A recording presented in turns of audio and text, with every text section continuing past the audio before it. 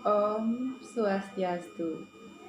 Baik anak-anak, ketemu lagi di pelajaran Pendidikan Agama Hindu dan Budi Pekerti untuk kelas 12. Nah semuanya, untuk pertemuan kali ini kita akan membahas mengenai bukti-bukti monumental peninggalan prasejarah dan sejarah agama Hindu. Ketika kita berbicara tentang peninggalan-peninggalan atau bukti-bukti, tentunya kita berharap akan mendapatkan tulisan-tulisan untuk memperkuat bukti itu. Tetapi ketika zaman prasejarah belum ada tulisan, sehingga kita tidak dapat menemukan bukti berupa tulisan. Tetapi kita bisa menemukan bukti berupa benda-benda peninggalan ataupun alat-alat kebudayaan manusia. Seperti misalnya beberapa bukti peninggalan pada zaman prasejarah, di antaranya adalah kapak genggam, alat serpih, Sumatra lit, beliung persegi, kapak lonjong, mata panah, alat-alat dari tanah liat, bangunan-bangunan megalitik, nekara dari perunggu. Sedangkan ketika kita berbicara tentang peninggalan sejarah Hindu di Indonesia, hal ini tidak akan bisa dilepaskan dari jasa Maharsi Agastya. Kita ketahui bersama, banyak bukti yang menyatakan bahwa Maharsi Agastya lah yang berjasa menyebarkan agama Hindu dari India ke Indonesia. Yang pertama di Kutai, itu adalah dengan ditemukannya yupa atau tiang tugu bertulis. Di Jawa Barat juga ditemukan berbagai macam prasasti seperti prasasti kebun kopi, prasasti Ciaruteun, dan prasasti yang lainnya. Kemudian di Jawa Tengah, suburnya peradaban Hindu di Jawa Tengah kita ketahui dengan ditemukannya prasasti Tukmas. Selain juga kita ketahui di Jawa Tengah sangat banyak sekali candi-candi Hindu. Jadi di sini bisa kita lihat peninggalan atau sejarah Hindu di Jawa Tengah. Itu mulai dari adanya Candi Prambanan, Candi Arjuna, Candi Sri Kandi, Candi Badut. Selanjutnya di Jawa Timur. Di Jawa Timur sendiri banyak ditemukan karya sastra yang bernapaskan ajaran agama Hindu yang diterbitkan pada zaman Dharma Wangsa. Di antaranya seperti kitab Purwadigama yang bersumber pada kitab Manawadharma Sastra.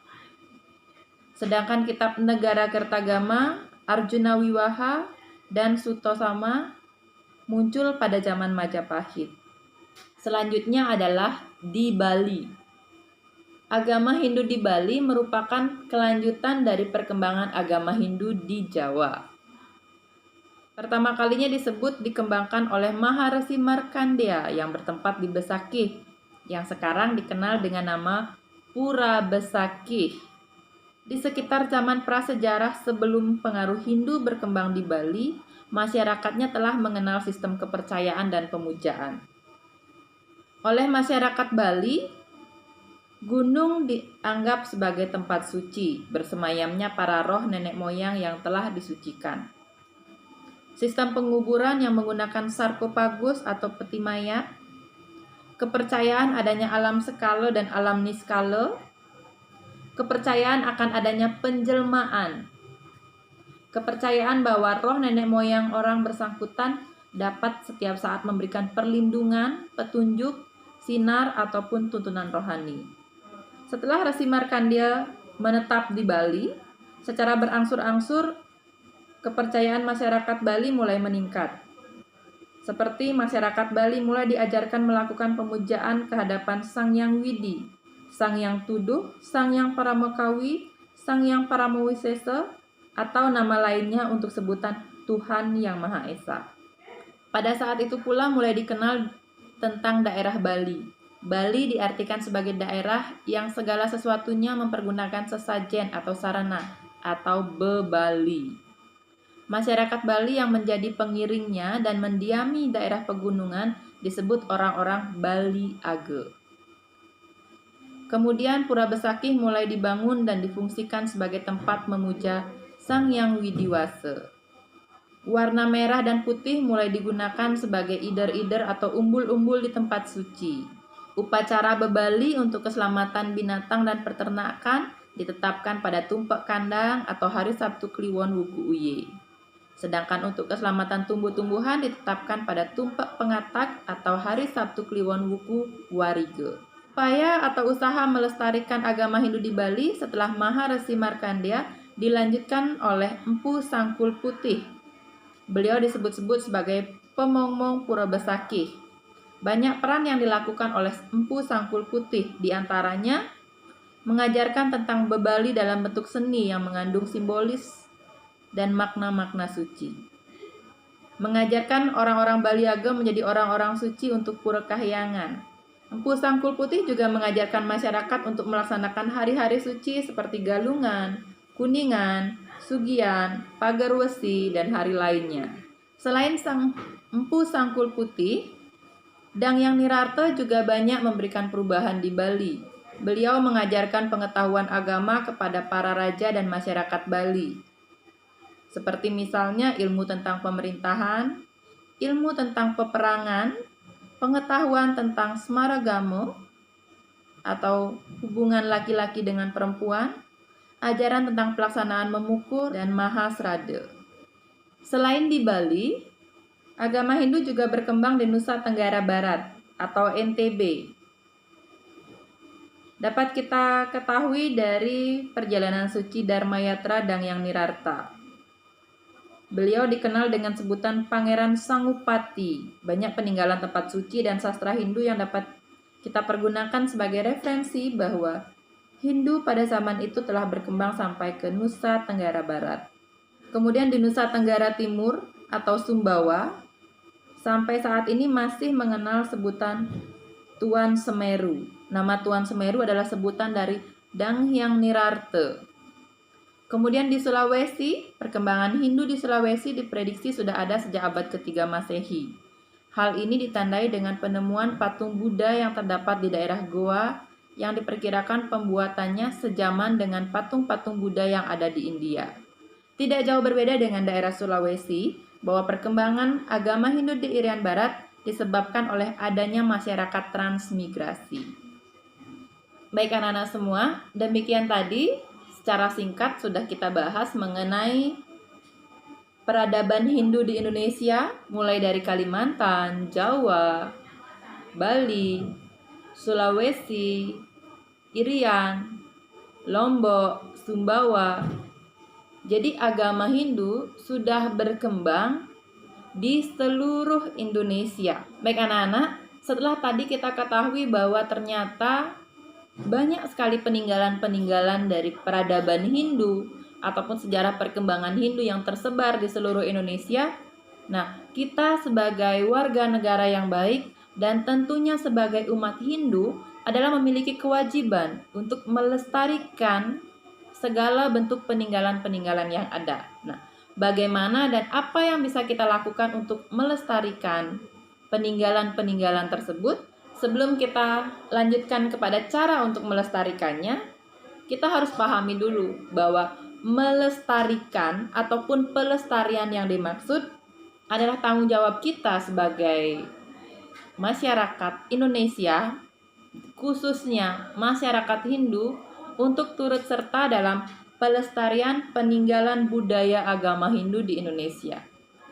Pelestarian adalah proses, cara, perbuatan melestarikan, perlindungan dari kemusnahan atau kerusakan, pengawetan, konservasi sumber-sumber alam, pengelolaan sumber daya alam yang menjamin pembuatannya secara bijaksana dan menjamin kesinambungan persediaannya dengan tetap memelihara dan meningkatkan kualitas nilai keanekaragamannya.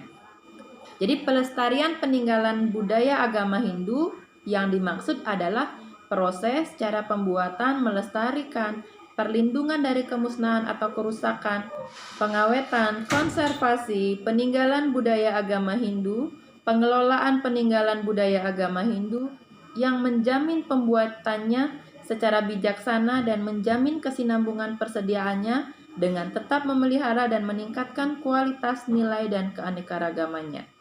Nah, apa saja yang bisa kita lakukan untuk ikut dalam pelestarian peninggalan budaya dan agama ini?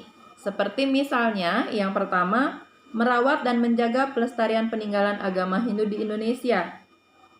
Cara untuk menjaga dan merawat antara lain dengan membangun museum untuk penyimpanan benda-benda dan warisan sejarah budaya, menjadikannya cagar budaya, ataupun menjaga dan merawat wilayah atau daerah-daerah cagar budaya benda-benda yang bernapaskan agama Hindu sebaik mungkin. Dan yang terakhir, turut menjaga agar benda-benda peninggalan budaya agama Hindu tidak rusak ataupun tidak dirusak oleh orang-orang yang tidak bertanggung jawab. Dan yang kedua, dengan cara mengunjungi tempat-tempat pelestarian peninggalan warisan benda-benda sejarah budaya agama Hindu di Indonesia.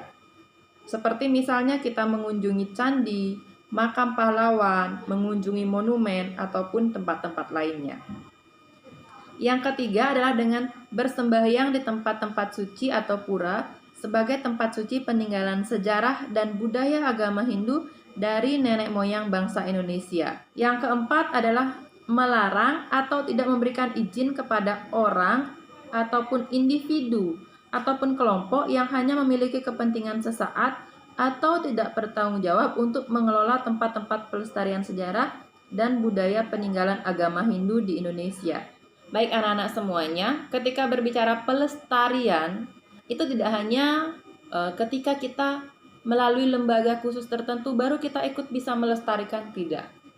Merupakan swadharma atau kewajiban kita masing-masing lah untuk ikut turut serta melestarikan apapun yang menjadi peninggalan-peninggalan perkembangan agama Hindu. Baik itu mulai dari lingkungan keluarga kita sendiri, keberadaan sangga, merajan, itu pun adalah merupakan perkembangan agama Hindu. Mulai dari skup yang paling sederhana adalah keluarga kita sendiri. Tentunya yang membangun sanggah merajan kemarin dari orang tua ataupun leluhur kalian. Jadi mari kita lestarikan, ikut turut serta melestarikan peninggalan Hindu mulai dari lingkungan paling kecil dari keluarga kita masing-masing.